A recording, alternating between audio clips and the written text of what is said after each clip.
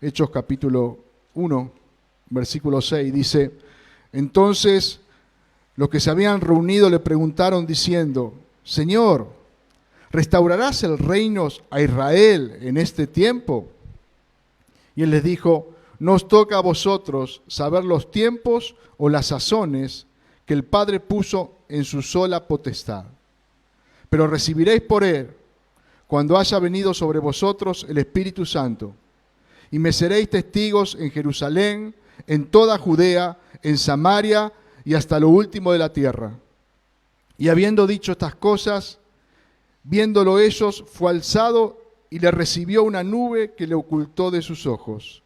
Y estando ellos con los ojos puestos en el cielo, entre tanto que él se iba, he aquí se pusieron junto a ellos dos varones con vestiduras blancas, los cuales también le dijeron: Varones Galileos, ¿por qué estáis mirando al cielo?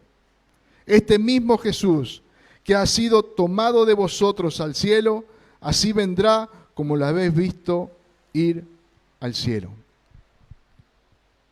Vemos en los versículos anteriores que Jesús, estando con sus discípulos en ese aposento, les dice que no se fueran de Jerusalén hasta que recibiesen la promesa del Padre, hasta que recibiesen el Espíritu Santo. Y si nosotros miramos la vida de estos discípulos antes de recibir al Espíritu Santo y después de haber sido llenos, embestidos del poder del Espíritu Santo, vemos vidas totalmente distintas, realidades totalmente distintas.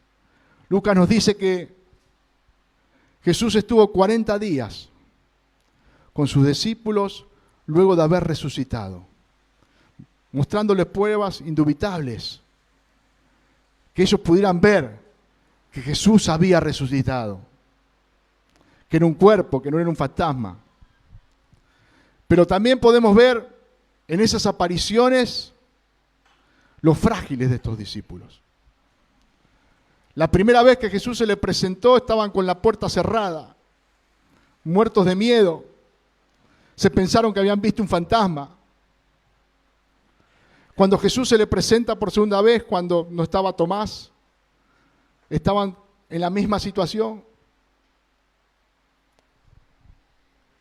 Cuando se le presenta que estaban pescando, habían vuelto a sus antiguas labores y estaban fracasando.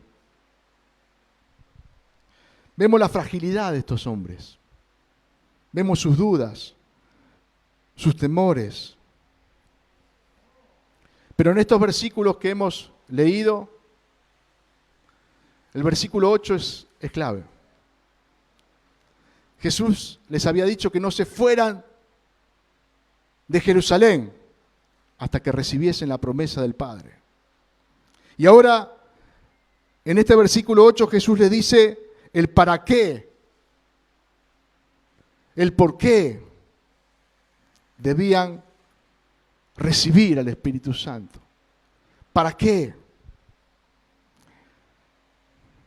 Para vivir y predicar a Cristo. Y esto es lo que vamos a ver en los 28 capítulos que tiene este libro.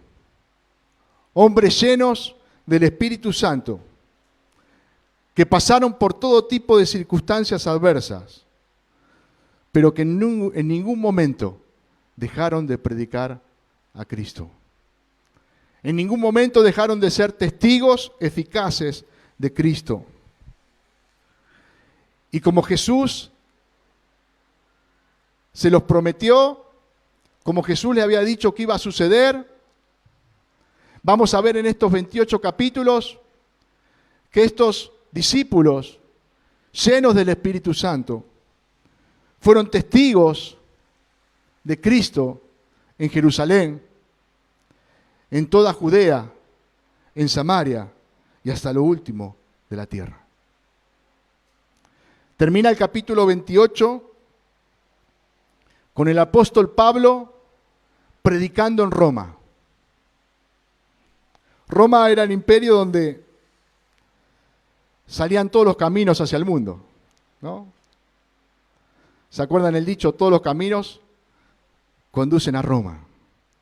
De Roma se salía, había caminos para todos lados. Y Pablo llegó a Roma. Y acuérdense cómo Pablo llega a Roma. No solamente que llega como prisionero, sino que llega después de un viaje muy turbulento. Tempestad, la nave llega hecha triza, pero ninguno de la tribulación se pierde. Y ahí vemos el propósito de Dios en ese lugar. Hermano, nadie puede impedir lo que Dios ha determinado. Nadie puede cambiar lo que Dios ha establecido. Dice, yo se los leo, los últimos 2 versículos del último capítulo del libro de los Hechos, 28-30, y Pablo permaneció 2 años enteros en una casa alquilada y recibía a todos los que a él venían, predicando el reino de Dios y enseñando acerca del Señor Jesucristo abiertamente y sin impedimento. Si usted ve la vida de Pablo, estuvo más preso que libre, lleno de impedimentos, lleno de obstáculos, pero él mismo decía que él se gozaba porque la palabra de Dios no estaba presa. Estaba donde él estaba, la palabra era predicada, el evangelio era predicado. Y en este lugar estuvo 2 años, sin ningún impedimento.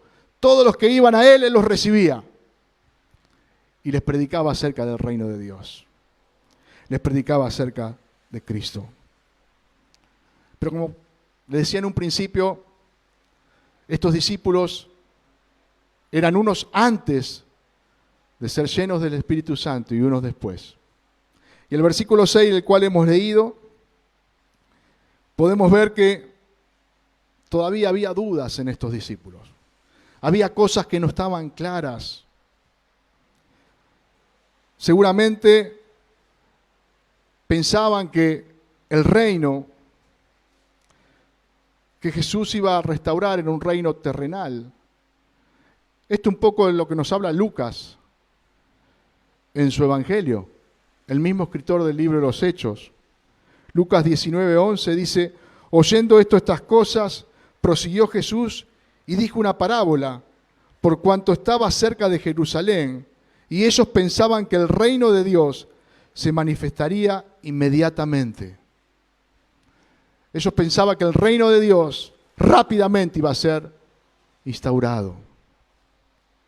Luego, conocemos el relato de que luego que Jesús había resucitado, camino a Emaús, donde iban esos 2 discípulos, hablando uno con otro de las cosas que habían acontecido, y Jesús se le suma a su caminata y a su charla, pero dice la palabra que los ojos de estos fueron velados para que no pudieran reconocer a Jesús. Se creían que iban con un forastero y comenzaron a charlar. Y le dijeron, pero nosotros esperábamos que Él era, hablando de Jesús, el que había de redimir a Israel. Y ahora, además de todo esto, hoy es ya el 3er día que esto ha acontecido. Vemos la incredulidad, las dudas de los discípulos. Esperaban que Jesús estableciera un reino terrenal, que fuera un rey militar, político, que los liberara del yugo de Roma. Todavía los discípulos no llegaban a comprender la naturaleza del reino del que Jesús le hablaba. El dominio, la extensión de este reino, el tiempo de este reino. No lo comprendían.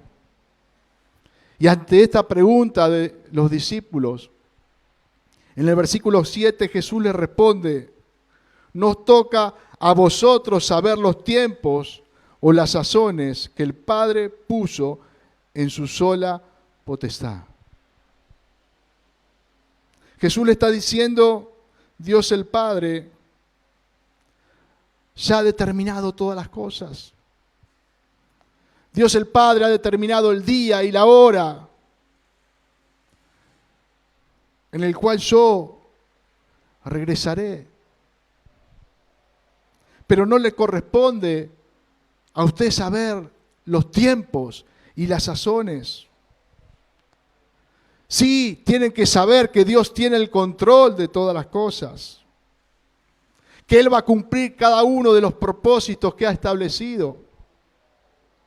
Ninguno de sus propósitos quedará sin cumplir, ninguno. Todo lo que Dios ha determinado se cumplirá en el día y en la hora que Él lo ha establecido.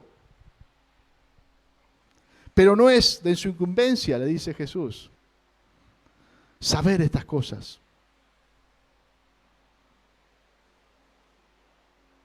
Hermanos, Jesús le está diciendo: no pongan tanta ocupación por saber esto que Dios no le ha querido revelar. Y esto que pasaba con los discípulos en ese tiempo, muchas veces pasa en la iglesia de hoy en día. Poner mucha ocupación por cosas que Dios no ha querido revelar. O buscar revelaciones nuevas. Cosas nuevas que sean algo fresco de hoy. Y como había Gabriel, hermano, nosotros tenemos la palabra profética más segura. Tenemos su palabra. Cielo y tierra podrán pasar, mas su palabra no pasará. En lugar de ocuparnos de buscar algo nuevo o algo que Dios no nos ha revelado, debemos ocuparnos de las cosas que Dios nos reveló en su palabra. En conocer verdaderamente qué es lo que Dios nos reveló. Porque ahí vamos a conocerle a Él. Vamos a conocer su propósito, su voluntad y lo que Él quiere para nuestra vida. Deuteronomio 29:29 nos dice: las cosas secretas pertenecen a Jehová nuestro Dios, mas las reveladas son para nosotros, para nuestros hijos, para siempre, para que cumplamos todas las palabras de esta ley. Moisés le decía esto al pueblo. Las cosas secretas que Dios no ha revelado le pertenecen a Él. Nosotros tenemos que ocuparnos de las cosas que Él nos reveló, porque esas son para nuestra vida, para que lo obedezcamos, para que cumplamos con su propósito. Por eso ahora Jesús, luego de decirle esto, le va a decir cuál es el propósito y qué tiene que pasar para que ellos puedan cumplir con el propósito que Dios ha determinado. Hermano, qué grande que es nuestro Dios. No solo nos da el propósito y qué es lo que debemos hacer o no debemos hacer, sino que nos da el poder, la autoridad para poder hacerlo. Si solamente tendríamos el propósito, nada podríamos hacer, hermano. Pero no solamente que Dios nos ha dado el propósito, sino que ha venido a morar a nuestros corazones. ¿Para qué? Para que podamos obedecerle a Él. Para que podamos vivir bajo su voluntad. Para que podamos ser testigos eficaces de Él. El versículo 8, Jesús les dice: pero recibiréis poder cuando haya venido sobre vosotros el Espíritu Santo. Y me seréis testigos en Jerusalén, en toda Judea, en Samaria y hasta lo último de la tierra. Estos discípulos iban a ser investidos con el poder del Espíritu Santo. Lo que iba a suceder ese día iba a ser algo sobrenatural, donde todos iban a ver lo que iba a pasar.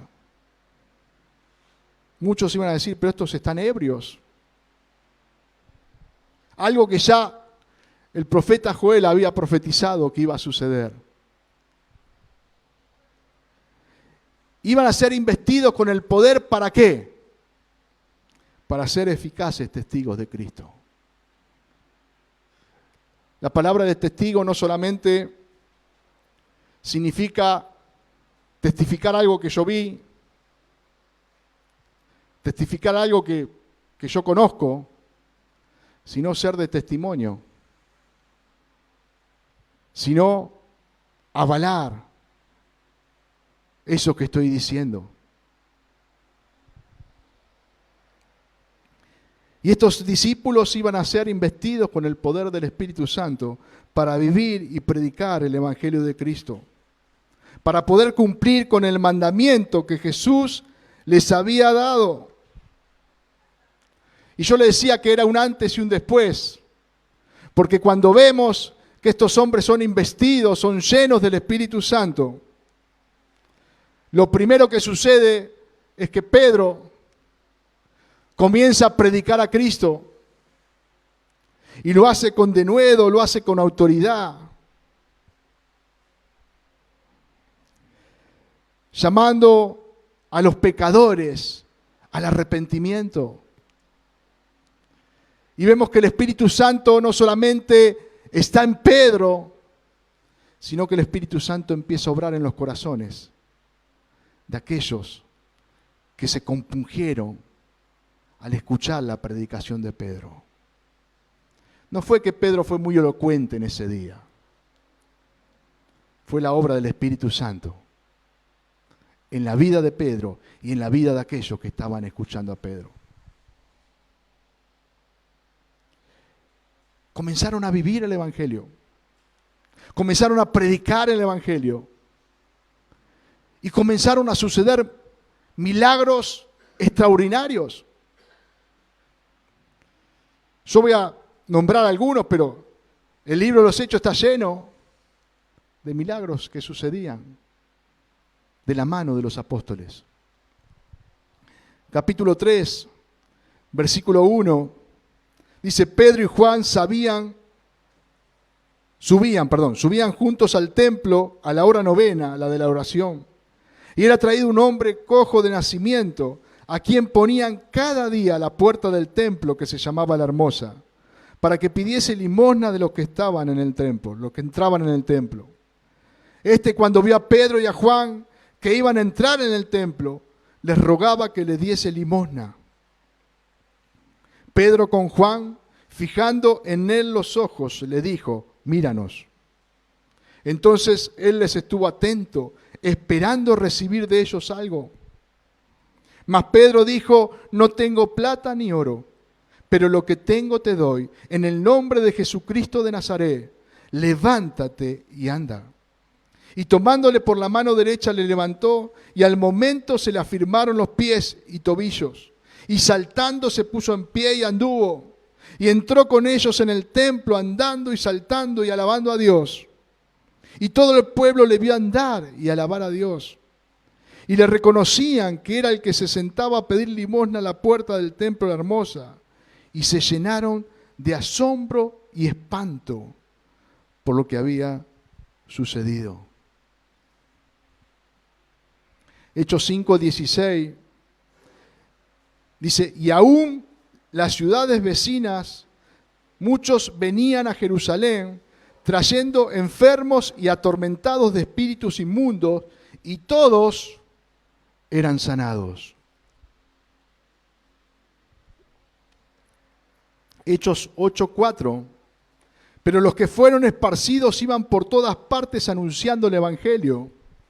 Entonces Felipe, descendiendo a la ciudad de Samaria, les predicaba a Cristo, y la gente unánime escuchaba atentamente las cosas que decía Felipe, oyendo y viendo las señales que hacía. Porque de muchos que tenían espíritus inmundos, salían estos dando grandes voces, y muchos paralíticos y cojos eran sanados. Así que había gran gozo en aquella ciudad. Vemos de la mano de los discípulos, muchos eran sanados, muchos eran libertados. Hechos 28, 8 al final.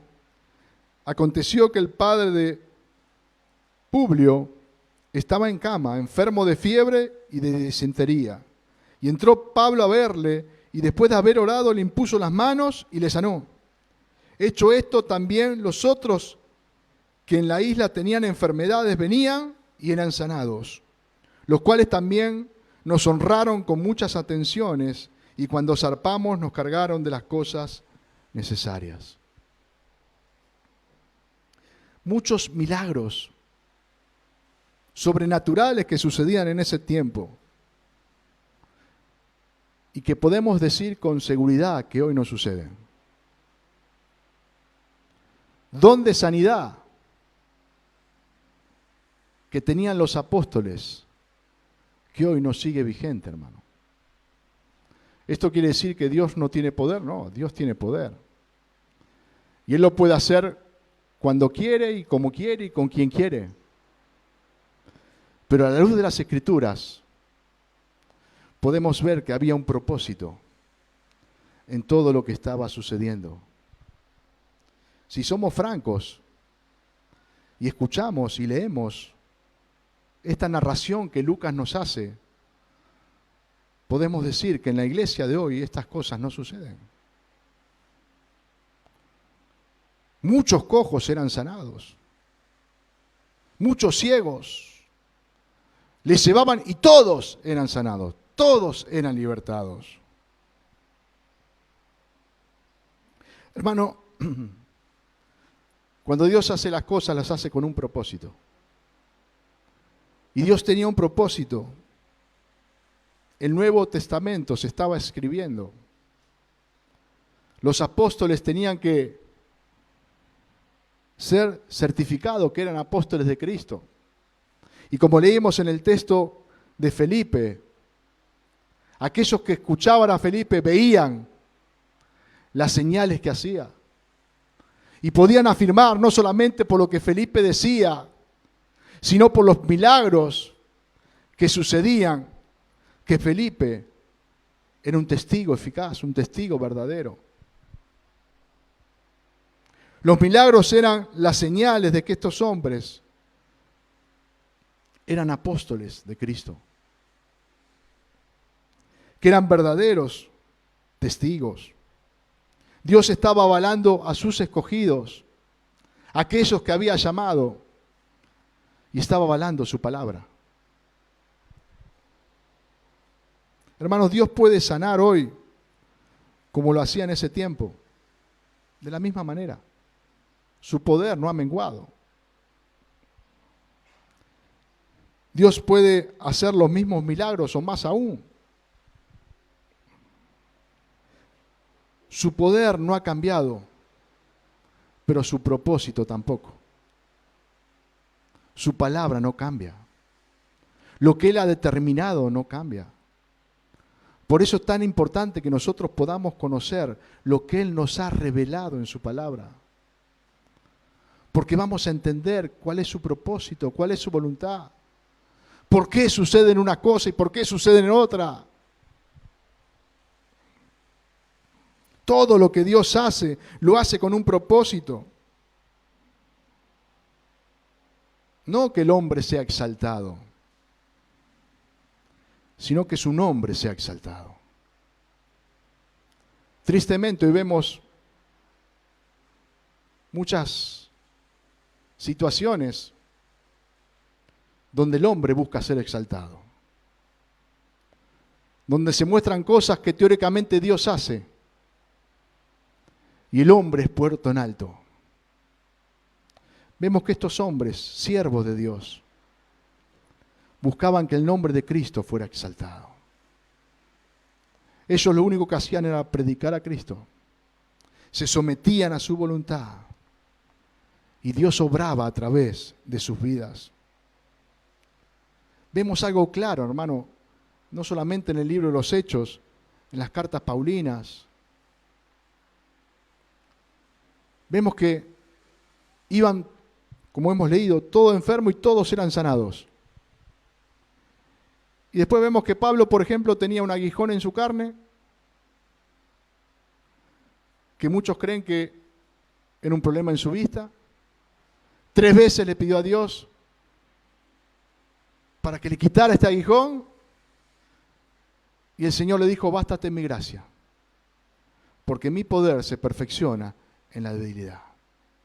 Pablo, yo tengo un propósito, para que vos no te exaltes sobremanera por lo que te he revelado.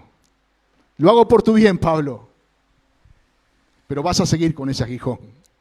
Mi gracia te va a sostener y vas a llegar hasta el último día. Y esta era la confianza de Pablo. Esta era la seguridad de Pablo. El mismo Pablo le dijo a Timoteo: ya no bebas más agua, sino usa un poco de vino por causa de tu estómago y de tus frecuentes enfermedades. No tomes más agua, le dijo Pablo.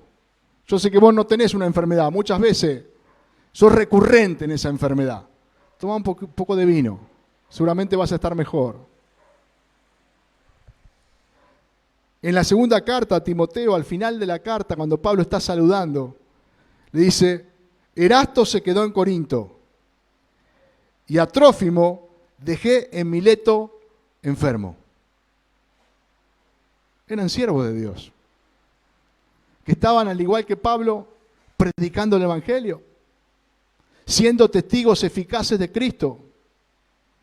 Y Pablo dice: lo dejé enfermo. Ahí vemos, hermano, que Dios, cuando hacía las cosas, tenía un propósito.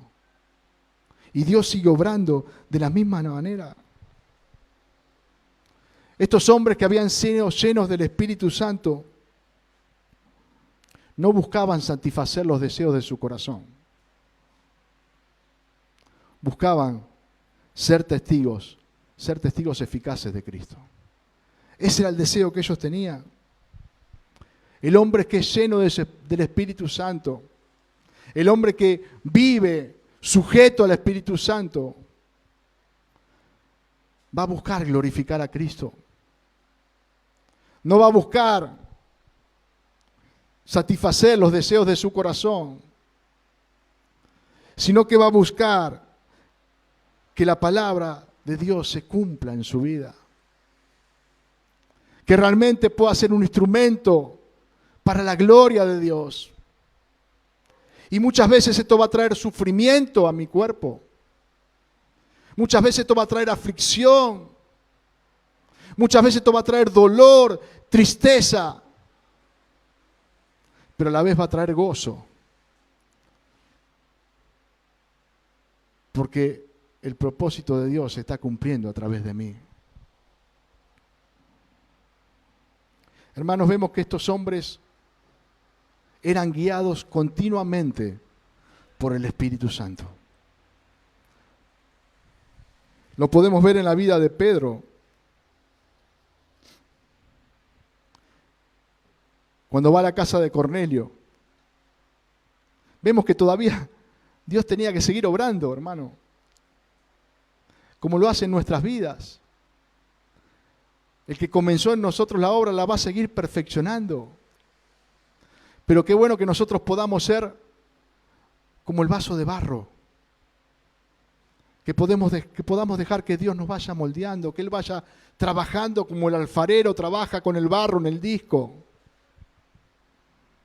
Y Pedro, este Pedro impulsivo, este Pedro que siempre tenía la primera palabra, vemos que ahora era un Pedro moldeable. Era un Pedro que subía a la azotea para orar, para tener comunión con su Padre. Y vemos que recibía algo que no entendía. ¿Cuántas veces vamos a recibir algo de Dios que no entendemos? Lo que Dios nos quiere enseñar, lo que Dios nos quiere decir. Pero Pedro se sometía a la voluntad de Dios. 3 veces le bajó un lienzo con animales que eran inmundos para Pedro, para cualquier judío. Y en esta éxtasis, en esta visión que Pedro tenía, que encima tenía hambre, Dios le dice, mata y come. Y Pedro dice, no puedo. Mata y come, no puedo, dice Pedro. Mata y come, no puedo. Hasta que el Espíritu Santo empieza a ministrar el corazón de Pedro y le enseña qué significaba ese lienzo. A lo que yo limpié, le dijo, no le llames inmundo. Pedro no entendía. ¿Sabe una cosa? Pedro seguía sin entender. Pero recibió un mandato de Dios, que fuera a la casa de Cornelio, y todavía no sabía para qué. Hermano, eso es un hombre lleno del Espíritu Santo. No conoce todas las cosas. Todavía está en el proceso de la santificación, del aprendizaje, pero se somete a Dios. Pero no tiene orgullo ni soberbia en su corazón, sino que busca que la palabra de Dios le moldee, le corrija, le guíe.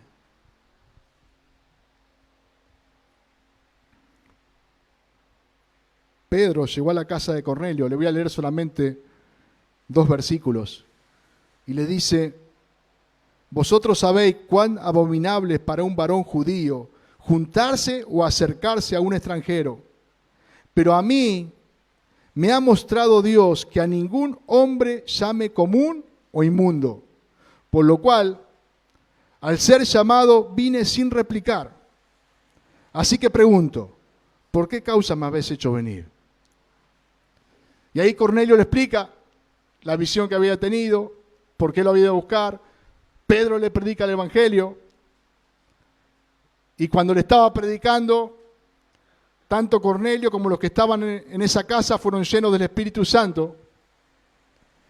Y dice que los de la incircuncisión, quiere decir los judíos, aquellos que fueron a acompañar a Pedro, y me imagino que Pedro también, se quedaron atónitos de lo que había pasado. Para los gentiles también es la promesa. Lo mismo que pasó con nosotros el día del Pentecostés. Lo mismo se está repitiendo en ellos. Señales, propósito de Dios.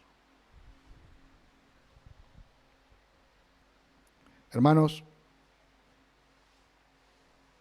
recibiréis poder cuando haya venido sobre vosotros el Espíritu Santo y me seréis testigo.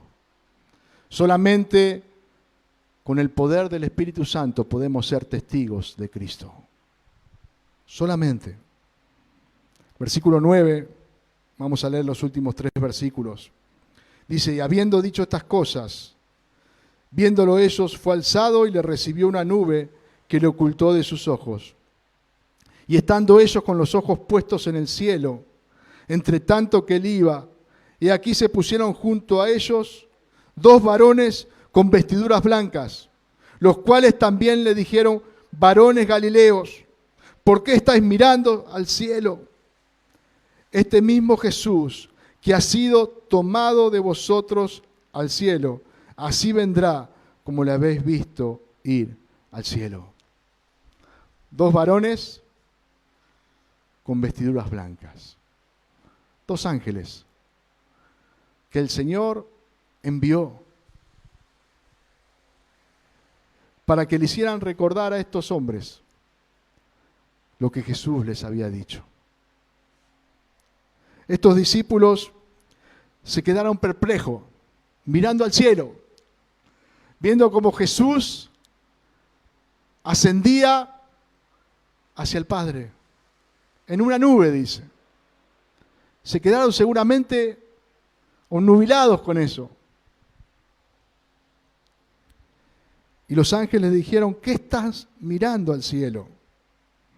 Y le recordaron lo que Jesús les había prometido, que Él iba a regresar. Juan 6:14, Jesús le dijo a sus discípulos que estaban con temores antes de que Él fuera a la cruz. Les dijo, no se turbe vuestro corazón. Creéis en Dios, creed también en mí. En la casa de mi Padre muchas moradas hay. Si así no fuera, yo os lo hubiera dicho. Voy pues a preparar lugar para vosotros. Y si me fuere y os prepararé lugar, vendré otra vez y os tomaré a mí mismo, para que donde yo estoy, vosotros también estéis. Seguramente, cuando estos ángeles le hablaban sobre esto, los discípulos recordaban todo lo que Jesús les había dicho.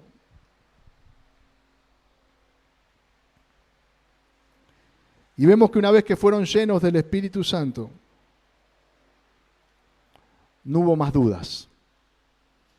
Las dudas se transformaron en certeza, en seguridades.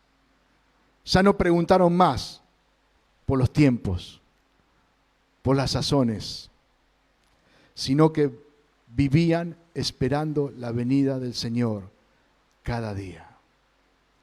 Hermano, cuando el Espíritu Santo mora en el corazón del creyente, no hay dudas. Hay certezas, hay seguridades. ¿Hay aflicción? Sí. ¿Hay momentos difíciles? Sí. ¿Hay situaciones que a veces no sabemos para dónde ir? Sí. Pero tenemos una esperanza firme y segura. Porque es Él el que la prometió, hermano. Y nuestra confianza está en Él. Aquel que ha creído en Jesús. Aquel que ha sido lleno del Espíritu Santo. Espera su venida cada día. Vive esperando su venida. Anhela su venida. Desea su venida. Está velando y orando, sabiendo que aquel que lo prometió lo cumplirá. Predica el Evangelio, siendo testigo eficaz de Cristo. Hermano, el Espíritu Santo vino a morar a nuestros corazones para que nosotros podamos ser fieles testigos de Cristo, para que nosotros podamos cumplir con su mandato, para que podamos vivir y predicar el Evangelio. Hermanos, si el Espíritu Santo no mora en nuestro corazón, si realmente no hemos nacido de nuevo, no podemos ni vivir ni predicar el Evangelio. Lo que podemos decir son palabras sin sentido, que no tienen poder, porque el poder viene de parte de Dios. Estos hombres enfrentaron muchas cosas, pero podían tener la certeza de que estaban por el camino correcto. Qué bueno que en esta mañana nosotros podamos tener esta seguridad, hermano. El saber que por medio del Espíritu Santo Él vino a habitar en nuestro corazón. Y tiene que haber evidencias en nuestra vida.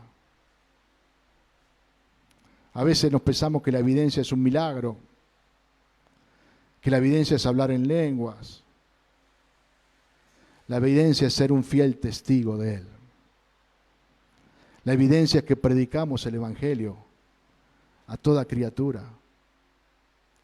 La evidencia es que estamos esperando que aquel que se fue venga a buscarnos y deseamos su venida.